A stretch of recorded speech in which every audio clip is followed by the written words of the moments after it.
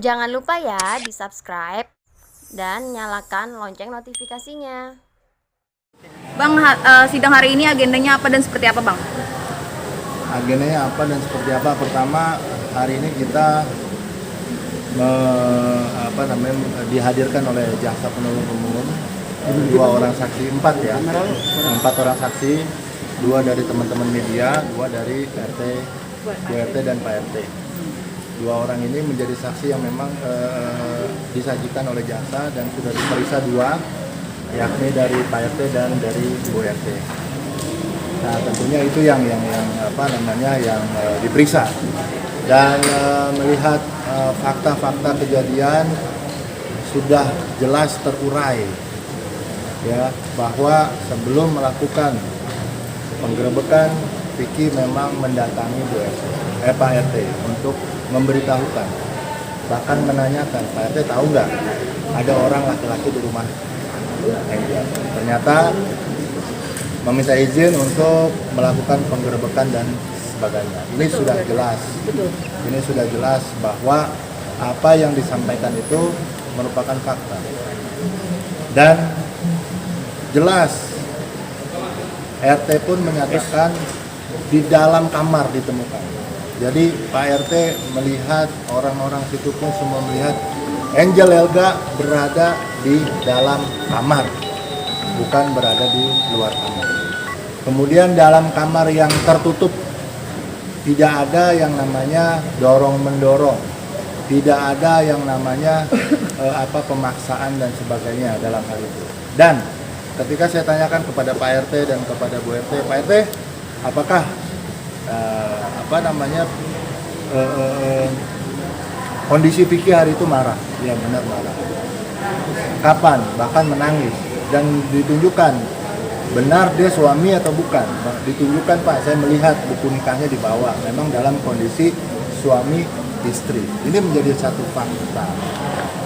Nah, itu yang kita dalam, bahkan kita sangat terkejut, kami tim kuasa hukum, bahkan tadi hakim menanyakan kepada Bu RT terutama. Bu RT pada saat tanda tangan BAP di mana? Di kantor polisi satu kali. Sisanya ada pembantunya Angel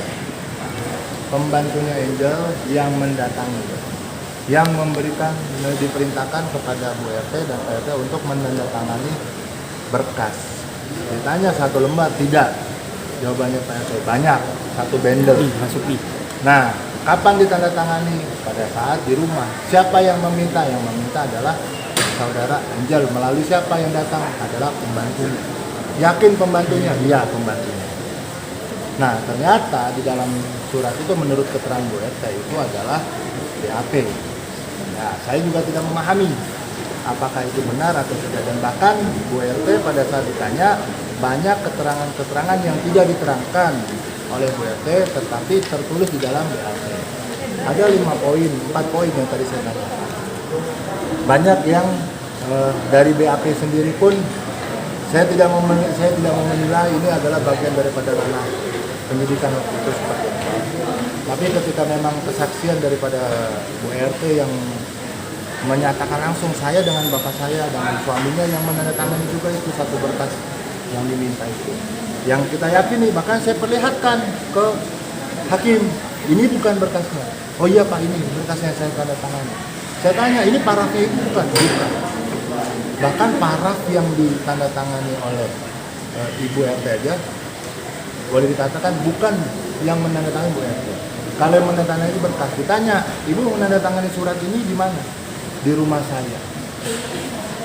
Nah, saya yakini lagi ini benar ada logonya seperti ini, suratnya seperti ini. Iya betul Pak.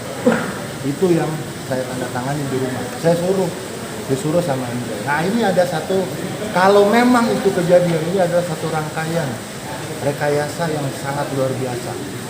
Yang kami sebagai penegak hukum merasa sedih ketika memang ini terjadi.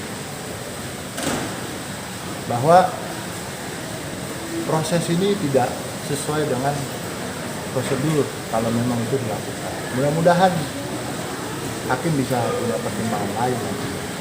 Dan sekali lagi kesaksian daripada saksi yang ada di hadapan pengadilan adalah saksi yang di bawah sumpah, yang dilakukan sumpah secara langsung oleh hakim, yang mampu dipertanggungjawabkan. Bahkan sebelum tutup sidang tadi, hakim menanyakan kepada Bu RT, Ibu, dari seluruh rangkaian pertanyaan dari jaksa maupun dari penuntut umum maupun dari penasihat hukum, ini semua yang menjadi dasar, yang menjadi fakta, betul atau tidak?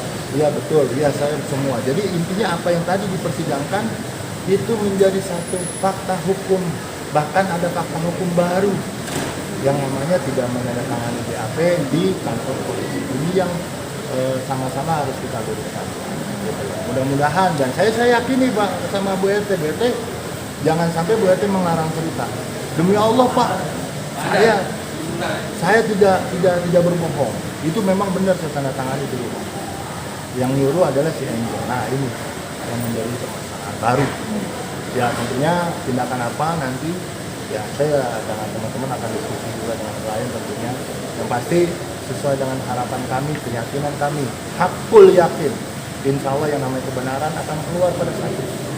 Yang namanya kebenaran akan mencari jalannya sendiri untuk mencari dan untuk menunjukkan bahwasanya yang benar adalah benar, yang batil adalah batil. Bang, hari ini berarti hasil sidangnya seperti apa Bang, atau ditunda atau bagaimana? Hari ini ditunda untuk pemeriksaan teman-teman media. Ada 2 orang saksi media yang harus ditunda karena memang waktu ya. Bang, dengan adanya bukti atau fakta baru ini jadi meringankan Vicky atau menjadi bahan untuk memberatkan? Ada satu keyakinan saya bahwa Vicky memang benar melakukan itu. Benar ada ucapan yang namanya marah, benar fakta, bukan bohong. Dan benar dan fakta juga bahwa seorang Angel Elga bersama Vicky Alman ditemukan di dalam kamar. Benar, ada ucapan berzina, tuduhan, benar. Bang Tommy, lanjutkan. siapa? Artinya apa? Tidak ada yang tidak benar, benar semua. Ketika Vicky mengucap bahwasanya ada tuduhan berzina dan bahkan sudah dilaporkan ke kepolisian. Fakta di pihak kepolisian di SP3 dengan dasar tidak cukup alat bukti, bukan tidak memenuhi unsur pidana. Pidananya ada, jelas berarti benar tindakan Angel Elga yang diduga dilakukan perzinahan di dalam benar, cuman alat buktinya kurang. Vicky menemukan istrinya di dalam situ benar, tapi yang masih tanda tanya rekayasa dalam bukan rekayasa, ada tanda tanya alibi bahwasanya ada dorong-mendorong, ada percekcokan dan sebagainya dari taman dan sebagainya, mana faktanya tidak ada. Bicara CCTV sampai hari ini tidak ada CCTV, mana? Dan bahkan fakta baru hari ini sangat mengejutkan. Saya pun sampai, oh masa yang benar tanda tangan ibu RT, tanda tangan BAP di rumah, benar? Ya benar Pak, soalnya pembantunya yang nganter. Waduh, itu yang menurut saya entah seperti apa, entah ya itu kewajiban yang pihak lain lah. Saya tidak mau membahas secara dalam, tapi itu menjadi satu fakta. Perkara ini akan terang pada saatnya dan saya yakin, seyakin-yakinnya bahwa Allah tidak akan pernah tidur. Dan yang dilakukan oleh Vicky adalah dia menjalankan norma-norma yang namanya kesusilaan, norma-norma agama. Dia wajib mengutarakan, ngapain istri saya di dalam? Dia membela harkat martabatnya sebagai seorang suami. Ucapannya itu adalah ucapan yang memiliki dasar, kecuali Angel nggak ada di situ, dituduh fitnah, dituduh Angel kamu yang namanya berzina, nggak ada fakta Pak. Angel ada di mana, di hotel misalkan, Vicky Alman ada di mana, misalkan di hotel yang berbeda atau lagi syuting, tiba-tiba Vicky marah-marah dengan Angel dengan tuduhan zina, itu namanya salah. Loh, ditemukan kok di dalam kamar ketika seorang suami menyatakan kamu berzina, ya wajar karena faktanya begitu kok. Tidak dirangkai cerita itu, fakta dan semua tadi saya tanyakan kepada seluruh saksi. Kejadian itu benar atau tidak? Benar. Dalam konteks kebenaran, ketika diucapkan ada yang mendasari tidak serta-merta dia hanya mengucapkan kamu berzina, kamu begini, dan yang tidak ada ucapan multakin, ucapan arak dan sebagainya. Di Arak, dibunuh, bahkan kemarin di zaman bilang dibunuh, tidak ditemukan dalam ini, fakta tidak ada. Saya meyakini hakim menilai dan semua masyarakat akan menilai siapa yang benar akan menjadi benar, yang keluar pada saatnya, dan yang kalah tetap akan. Dan kami pun selalu berdoa bahwa mudah-mudahan Allah menunjukkan kepada kami, tim kuasa hukum juga, sesuatu yang benar adalah benar, yang batil adalah batil. Ketika benar kita bisa ngikutin, ketika memang itu batil kita bisa menghindari. Jangan lupa ya di subscribe dan nyalakan lonceng notifikasinya.